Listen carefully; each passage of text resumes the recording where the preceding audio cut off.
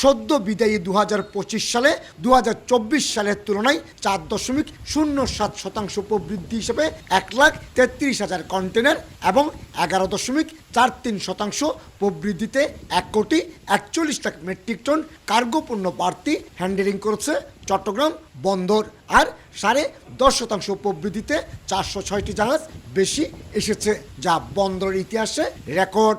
গত বছর আমরা 124 মিলিয়ন মেট্রিক টন আপনার কার্গো হ্যান্ডেল করেছিলাম, এবারে এটা হয়ে গেছে 138 মিলিয়ন মেট্রিক টন।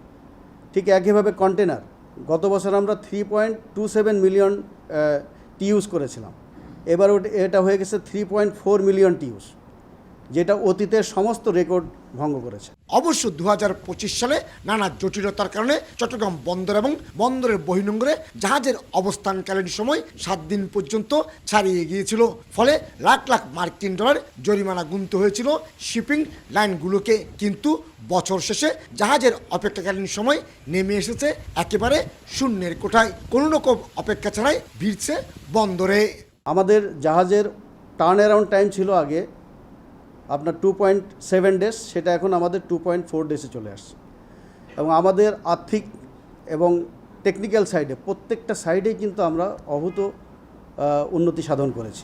আন্তর্জাতিক লয়েড লিস্টের বিশ্বের 100 ব্যস্ততম বন্দরের মধ্যে 68তম অবস্থানে রয়েছে চট্টগ্রাম বন্দর।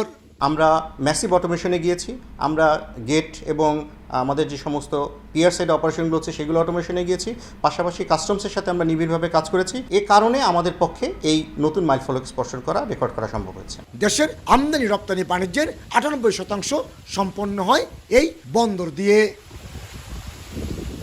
আগামীতে দেশের আমদানি রপ্তানি বাণিজ্য স্বাভাবিক রাখতে গেলে পরিহার করতে হবে ছোট ছোট অজুহাতে পরিবহন ধর্মঘট নামে বন্দর অচল করে দেওয়ার কর্মসূচিকে।